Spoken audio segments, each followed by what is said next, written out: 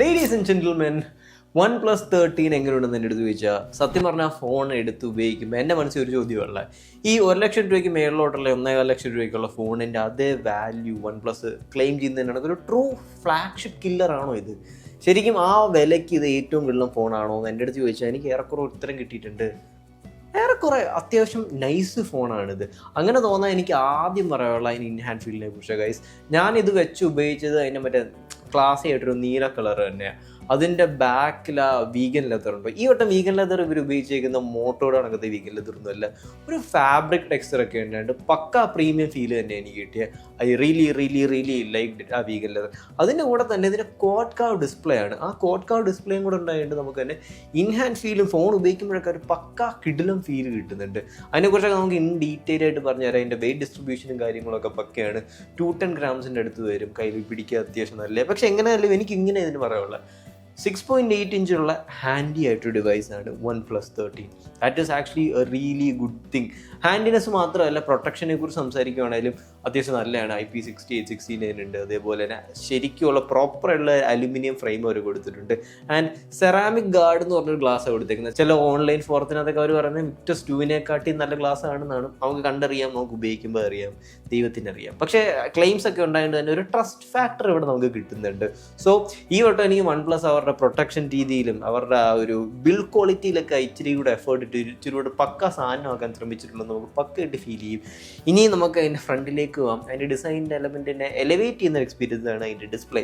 So guys, ഡിസ്പ്ലേനെ കുറിച്ച് പറയുമ്പം top tear display ആണ്. എനിക്കൊന്നും പറയാനില്ല. 4500 LTPO, 1 billion+ കളേഴ്സ്, എന്താ പറയുന്നത്, HDR10+ support, wide ultra HDR support, Widevine 9.1, എല്ലാ സർട്ടിഫിക്കേഷൻസും എല്ലാം ഉള്ളത് പക്ക സാധനം. പക്ഷേ എനിക്കൊരു സംഭവം എനിക്കിവിടെ നോട്ടബിളായിട്ട് എടുത്തു വരേണ്ടത് സംഭവം എന്ന് വെച്ചാൽ 4500 nits പീക്ക് ബ്രൈറ്റ്നസ് ഉണ്ടെങ്കിലും നമുക്ക് ഡേ ടു ഡേ ലൈഫിൽ 1500 കിട്ടുന്നുള്ളൂ. അത് HDR കോണ്ടന്റിന് വേണ്ടി മാത്രമാണ്. അതുകൊണ്ട് പക്ക വെയിലത്ത് പോകുമ്പോൾ ഇവരുടെ വൈൽഡ് ക്ലൈമിനാണെങ്കിൽ ഭയങ്കര ബ്രൈറ്റ് ആയിട്ടൊന്നും എനിക്ക് തോന്നിയില്ല. ചില സമയങ്ങളിൽ എനിക്ക് തോന്നിയിട്ടുണ്ട് 4500 ക്ലെയിമിൻ്റെ അത്രയൊന്നുമില്ല. But don't get me wrong, display പക്കയാണ്, അത്യാവശ്യം നല്ല ബ്രൈറ്റാണ്. ഞാൻ ഇത് എടുത്ത് പറയാൻ കാരണം വൈൽഡ് ക്ലെയിമിൻ്റെ ഒരു ഫീൽ നിങ്ങൾക്ക് ഡേ ടു ഡേ ലൈഫിൽ എക്സ്പീരിയൻസ് ചെയ്യാൻ പറ്റത്തില്ല. ആൻഡ് നിങ്ങൾക്ക് സിനിമ കാണാനും ഗെയിം കളിക്കാനൊക്കെ എങ്ങനെയുണ്ട് ഫോണിൻ്റെ ഡിസ്പ്ലേ മൾട്ടിമീഡിയ എക്സ്പീരിയൻസ് എന്ന് ചോദിച്ചാൽ ട്രൂലി ഫ്ലാഗ്ഷിപ്പ് സ്പീക്കേഴ്സ് അവർ കൊടുത്തേക്കുന്നത്. ഭയങ്കര ലൗഡാണ്, അത്യാവശ്യം നല്ല ക്ലിയർ ആൻഡ് ക്രിസ്പാണ്. ഇതിൻ്റെ ഫോണിൻ്റെ സ്പീക്കേഴ്സിനെ കുറിച്ച് ഞാൻ റിവ്യൂ കേൾപ്പിക്കുന്നതിനകത്ത് വലിയ കാര്യമില്ലെന്ന് എനിക്കറിയാം. എന്നാലും എനിക്ക് പറയാനുള്ള സൂപ്പർ സ്പീക്കറാണ്. ഓൾമോസ്റ്റ് സാംസങ് ഐഫോൺ ലെവലിലൊക്കെ വരുന്നൊരു truly flagship speaker system, stereo speaker system തന്നെയാണ്. പക്ഷേ ഇതൊന്നുമല്ല ശരിക്കും ഗൈസ്. ഈ 1,00,000 ഫോണും ഈ 80,000-60,000 ഫോണിനെ സെപ്പറേറ്റ് ചെയ്യുന്ന വലിയൊരു ഫാക്ടറാണ് ഹാപ്റ്റിക്സ് അല്ലെ വൈബ്രേഷൻസ്. ഞാൻ മിക്ക റിവ്യൂസിലും അത് എടുത്തെടുത്ത് പറയുന്നുണ്ട്. നമുക്ക് ഈ ഹാപ്റ്റിക്സ് അല്ലെ വൈബ്രേഷനാണ് ഫോണിൻ്റെ അടുത്ത് ഇടപെടുമ്പം കിട്ടുന്ന ഒരു ഫീൽ ഉണ്ട്, ആ ഒരു സെൻസേഷൻ. ഇതിനകത്ത് അവർ ടോപ്പ് ക്വാളിറ്റി ഹാപ്റ്റിക്സ് ഉപയോഗിച്ചിരിക്കുന്നത്. ടോപ്പ് ക്വാളിറ്റി എന്ന് പറയുമ്പോൾ X200 X200 Pro-നകത്ത് ഉപയോഗിക്കുന്ന ആ ഒരു ലെവലല്ല ഞാൻ ഉദ്ദേശിക്കുന്നത്. ഐഫോണിൻ്റെ ലെവൽ ഓഫ് ഹാപ്റ്റിക്സ്. ആ ഹാപ്റ്റിക്സിൻ്റെ വൈബ്രേഷൻ മാത്രമല്ല, അത് നമുക്ക് സോഫ്റ്റ്വെയറിൽ അത്യാവശ്യം നല്ലോണം കസ്റ്റമൈസ് ചെയ്യാനും ട്യൂൺ ചെയ്യാനും പറ്റും. സോഫ്റ്റ്വെയറിൽ അത് നല്ലോണം ഇംപ്ലിമെൻറ്റ് ചെയ്തിട്ടുണ്ട്. സോ ഹാപ്റ്റിക്സിനെ കുറിച്ച് പറയുകയാണെങ്കിൽ A+ അല്ലെ S tier ആണ്. Super haptics. ആ ഒരു ഫീൽ അടിപൊളിയാട്ടോ. അത് ഏറ്റവും കൂടുതൽ നിങ്ങൾക്ക് ഫീൽ ചെയ്യുന്നത് നമ്മുടെ ഫിംഗർ പ്രിൻ്റ് എൻറോൾ ചെയ്യുമ്പോൾ തന്നെ ഞാൻ ഞെട്ടിപ്പോയി. ഒരു OnePlus-നകത്തുനിന്ന് best of best haptics feel നമുക്ക് കിട്ടിയിട്ടുണ്ട്. ഇനിയും ഗൈസ്, ഇത്രയും എനിക്ക് ഡിസൈൻ ആൻഡ് ഡിസ്പ്ലേനെ കുറിച്ച് പറയാനുള്ളൂ. പക്ഷേ ബാറ്ററി ലൈഫ് ആൻഡ് പെർഫോമൻസിനെ കുറിച്ച് പറയുകയാണെങ്കിൽ ഒരു ഫണ്ണി മിക്സ്ഡ് സംഭവം. എന്താണെന്ന് വെച്ചാൽ ബാറ്ററി ലൈഫ് 6000 mAh ഉണ്ട്. And don't get me wrong, Chinese വിവോയുടെ X200 Pro-യും X200 ഒക്കെ ആ ഒരു റേഞ്ചിലുള്ളതാണല്ലോ. ഞാൻ അതൊക്കെ ഉപയോഗിച്ചിട്ടാണ് ഇതിനകത്തോട്ട് വന്നപ്പം എനിക്ക് ആ ഒരു ഫീൽ അടിച്ചിട്ടില്ല. എന്താ അറിയത്തില്ല, ലിറ്ററലി ആ ഡിവൈസ് ഒന്നും ഞാൻ ഒരു ദിവസം ഇങ്ങനെയൊക്കെ വിചാരിച്ചാലും കൊല്ലാൻ പറ്റത്തില്ല. പക്ഷേ ഈ ഡിവൈസിനെ കൊല്ലാൻ പറ്റും. ഒരു 6 hours of screen on time, weird 6 hours of screen on time കുറവാണെന്ന് പറയുന്നൊരു കാലഘട്ടം നമ്മൾ ജീവിക്കുന്നത്. പക്ഷെ എന്നാലും ഗൈസ്, ആ ഒരു വൈൽഡ് ക്ലെയിം നിങ്ങൾ വിട്ടേരെ ഒരു 1 day അല്ലെ 1.5 day ഒക്കെ നിങ്ങൾക്ക് കിട്ടത്തുള്ളൂ. അത് അത്യാവശ്യം നല്ല കേട്ടോ, കൊള്ളത്തില്ല എന്നല്ല പറയുന്നത്. അഗൈൻ വൈൽഡ് ക്ലെയിം വെച്ചുകൊണ്ട് നിങ്ങൾ പോയാൽ ബാറ്ററി ലൈഫിൽ ചിലപ്പോൾ ഡിസപ്പോയിൻറ്റഡ് ആയി പോവും. പക്ഷേ ഒരു സാധാരണ മനുഷ്യന് through out the day use ചെയ്താലും ഫുൾ എങ്ങനെയായാലും നിൽക്കും. നല്ല പ്ലെൻറ്റി ബാറ്ററി ലൈഫാണ്. അതിന് എയ്ഡ് ചെയ്യാൻ വേണ്ടി 100 watt ഫാസ്റ്റ് ചാർജിങ്. എൻ്റെ പോലും എനിക്കറിയത്തില്ല, ഞാൻ എപ്പോൾ കുത്തിയിട്ടിട്ട് തിരിഞ്ഞു നോക്കിയാലും ഫുൾ ചാർജ് ആയിട്ടിരിക്കുന്നത്. അതുകൊണ്ട് അതിന് നിങ്ങൾ ചാർജിങ് രീതിയിലൊന്നും പേടിക്കേണ്ട. 50 watt വയർലെസ് ചാർജിങ് സംഭവങ്ങളൊക്കെ ഉണ്ട്. സോ ചാർജിങ് സ്പീഡിൽ OnePlus ഹാസ് കിൽഡ് ഇറ്റ്. പെട്ടെന്നൊരു കാര്യം പറയാൻ വന്നതാണ്, നിങ്ങൾക്ക് ഇപ്പോൾ OnePlus 13 നല്ലോണം യൂസ് ചെയ്ത് എക്സ്പീരിയൻസ് ചെയ്ത് അതിൻ്റെ ക്യാമറയൊക്കെ തറലി ചെക്കൗട്ട് ചെയ്യണമെങ്കിൽ ABC മൊബൈൽസ് പട്ടത്ത് തന്നാൽ മതി. ഒരു സീനുമില്ല, നിങ്ങൾക്ക് എത്ര നേരം വേണമല്ലോ അവിടെ ടെസ്റ്റ് ചെയ്യാം. താഴെ ഡിസ്ക്രിപ്ഷനിൽ നമ്പർ കൊടുത്തിട്ടുണ്ട്. അതേപോലെ തന്നെ ഗൈസ് ചാനൽ ഒന്ന് ഡൗൺ ആയിട്ടേക്കും, ഒന്ന് ലൈക്ക് ചെയ്ത് സബ്സ്ക്രൈബ് ചെയ്താൽ ഭയങ്കര ഹെൽപ്ഫുൾ ആയിരിക്കും.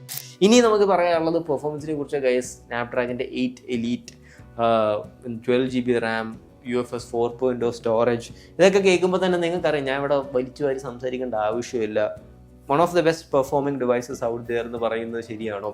ശരിയാണ്. കാരണം എനിക്ക് പക്ഷേ ഒരു കാര്യം എടുത്ത് പറയാനുള്ളതെന്ന് വെച്ചാൽ, നിങ്ങൾ ഓൺലൈൻ ഫോറത്തിലും കോറയിലും ഒക്കെ നോക്കുമ്പോൾ നിങ്ങൾക്ക് മനസ്സിലാവും iQOO 13 അത്രയും കിടിലം പെർഫോമർ അല്ല ഇത്. അതെന്താണെന്ന് വെച്ചാൽ എനിക്കറിയത്തില്ല, മേ ബി വെൽ ഒപ്റ്റിമൈസ്ഡ് അല്ല. അത് ശരിയാണോ എന്ന് വെച്ചാൽ ഞാൻ ഗീക്ക് ബെഞ്ച് മാർക്ക് സ്കോർസും ഒക്കെ നോക്കുമ്പോഴും ആൻഡ്രോയിഡും ഒക്കെ നോക്കുമ്പോഴും iQOO 13 അത്രയും സ്കോർ ചെയ്യുന്നില്ല. മേ ബി ആപ്സ് ചിലപ്പോൾ അത്ര ഒപ്റ്റിമൈസ്ഡ് ആയില്ലായിരിക്കും.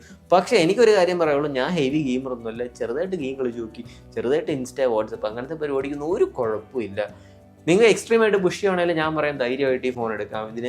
ഇതിന് പെർഫോമൻസ് രീതിയിൽ OnePlus ആണ്. നിങ്ങൾ ഒന്നും കൊണ്ടും ഡൗട്ട് അടിക്കേണ്ട. To the point, to the top tier കിട്ടുമെന്ന് എനിക്ക് 100% ഉറപ്പ്. പക്ഷേ ഞാൻ ഞെട്ടിപ്പോയൊന്നുമല്ല. ഞാൻ ലൈറ്റ് ഗെയിമിങ് ഉള്ളൂ എന്ന് പറഞ്ഞാൽ കുറച്ച് നേരം കളിക്കും കേട്ടോ. അതുകൊണ്ട് മിക്ക ഫോൺസ് ടെസ്റ്റ് ചെയ്യുമ്പോഴും വാം ആവാറുണ്ട്. ഹീറ്റ് ആവുന്നതല്ല, വാം ആവാറുണ്ട്, ചെറുതായിട്ടൊന്ന് ചൂടാവാറുണ്ട്. ഇതെനിക്ക് അതുമായിട്ടില്ല. ഇത് ഹീറ്റിംഗ് എന്ന് പറഞ്ഞ സാധനം ഞാൻ ഈ ഫോണിൽ എക്സ്പീരിയൻസ് ചെയ്തിട്ടില്ല. എനിക്കറിയത്തില്ല എൻ്റെ ഡിവൈസിൻ്റെ എന്തെങ്കിലും കുഴപ്പമാണോ എന്ന്, അതോ മേ ബി ആ ബാക്കിലുള്ള ഫാബ്രിക് പെട്ടെന്ന് ഹീറ്റ് ഡിസിപ്പേറ്റ് ചെയ്യുന്നതെന്നാണോ. ഞാൻ 2-3 ദിവസം ഇതെന്താ കേസ് ഇടാതെ തന്നെ ഉപയോഗിച്ച്. And let me tell you, heating എന്ന് പറഞ്ഞൊരു ഫിനോമിന എനിക്കിത് ഫീൽ ചെയ്തേ ഇല്ല. കേസ് ഇട്ട് ഉപയോഗിച്ചാൽ പിന്നെ അത് പറയേണ്ട ഒരു ആവശ്യമില്ല. ഹീറ്റ് ഡിസിപ്പിയേഷൻ സൂപ്പറാണ്. അതേപോലെ അവർ ഈ വർഷം കഴിഞ്ഞ വട്ടത്തെക്കാട്ടി ഇച്ചിരി ബെറ്റർ ആയിട്ടുള്ള കൂളിംഗ് ചേമ്പറും കൂളിംഗ് പേപ്പർ പാഡൊക്കെ കൊടുത്തിട്ടുണ്ട്. മേ ബി അതുകൊണ്ടായിരിക്കും. സോ ഹീറ്റിംഗ് തെർമൽ ഡിപ്പാർട്ട്മെൻറ്റ്സിൽ പക്ക എങ്ങനെയായാലും 40 ഡിഗ്രി സെൽഷ്യസിൻ്റെ താഴെയായിരുന്നു ഫോൺ. ഭയങ്കര ഇംപ്രസീവ് ആയിട്ട് എനിക്ക് തോന്നി. ഇനി guys let's talk about cameras. So guys ക്യാമറാസിനെ കുറിച്ച് പറയുമ്പം എങ്ങനെ എനിക്ക് സമ്മപ്പ് ചെയ്യേണ്ടതെന്ന് അറിയത്തില്ല.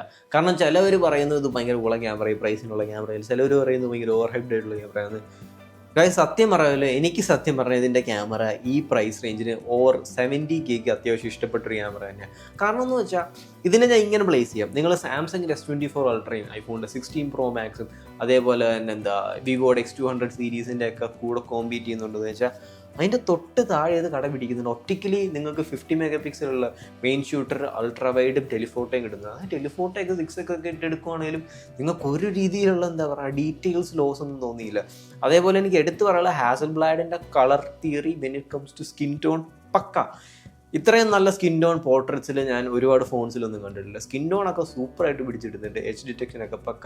എനിക്ക് ഈ ഫോൺ അത് പോർട്രേറ്റ്സ് എടുക്കാൻ ഭയങ്കര ഇഷ്ടമാണ്. സൂപ്പർ. എനിക്ക് ക്യാമറാസിനെ കുറിച്ച് ഇത്രയും സമ്മപ്പ് ചെയ്യാവുള്ളൂ.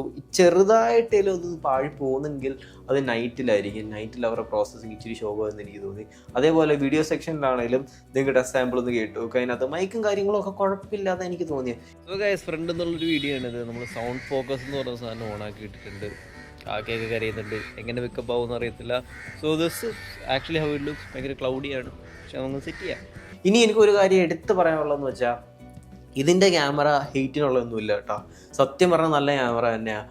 കളർ പ്രോസസ്സിങ്ങും കളറും കാര്യങ്ങളും ഒക്കെ അത്യാവശ്യം റിയൽ ലൈഫ് ആക്യുറേറ്റ് ആണ്. ചില സമയത്ത് ഇച്ചിരി വോമായിട്ട് തോന്നുന്നു. എനിക്കിത് കൂടുതൽ ടെക്നിക്കലി പറഞ്ഞ് വെറുപ്പിക്കേണ്ടെന്ന് പറഞ്ഞുകൊണ്ട് അതിൻ്റെ ഫീലിംഗ് എനിക്ക് വന്നത് പറയാൻ തോന്നിയത്. 70K ക്യാമറ വർത്താണോ എന്ന് വെച്ചാൽ ഞാൻ യെസ് എന്ന് പറയും. കാരണം എനിക്ക് പേഴ്സണലി അത്യാവശ്യം ഇഷ്ടപ്പെട്ട്.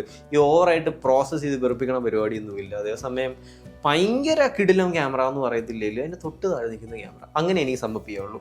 ഇനി ഗൈസ് OnePlusൻ്റെ ഏറ്റവും വലിയ സെല്ലിംഗ് ഫാക്ടർ ആയിരുന്നു പണ്ട്, ഇടയ്ക്ക് വെച്ച് പോയി, പിന്നെ വീണ്ടും തിരിച്ചു വന്ന ഓക്സിജൻ വോയിസ് എങ്ങനെയുണ്ടെന്ന് ചോദിച്ചാൽ I really love it.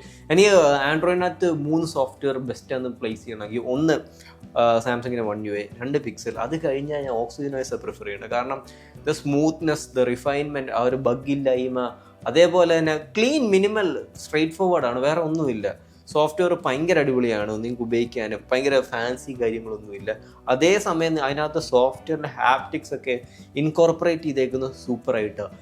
Brightness കൂട്ടുമ്പോഴേ എനിക്കത് ഭയങ്കര ഇഷ്ടമാണ് കേട്ടോ. അതേപോലെ ഗൈസ് 4 കൊല്ലത്തെ മേജർ OS അപ്ഡേറ്റ്സും 5-6 കൊല്ലത്തെ സെക്യൂരിറ്റി അപ്ഡേറ്റ്സും നിങ്ങൾക്ക് കിട്ടാൻ പോകുന്നത്. അത്രയൊക്കെ സാധാരണ ഒരു മനുഷ്യൻ ഒരു ഫോണിൽ പിഴിയാൻ പറ്റും. അത് കഴിയുമ്പോൾ ഫോണൊക്കെ ചത്തും. അത് എന്താ പറയണ, അണ്ടർസ്റ്റാൻഡബിൾ ആണ്, അത്യാവശ്യം നല്ല. Oxygen OS I really enjoyed it. Oxygen OS വലിയൊരു തംസപ്പാണ് സോഫ്റ്റ്വെയർ ഡിപ്പാർട്ട്മെൻറ്റിൽ. ഇനി ഞാൻ ഈ ഫോൺ എങ്ങനെ പ്ലേസ് ചെയ്യും അല്ലെങ്കിൽ സമ്മപ്പ് ചെയ്യും എന്ന് പറഞ്ഞാൽ ഗൈസ് സിമ്പിൾ.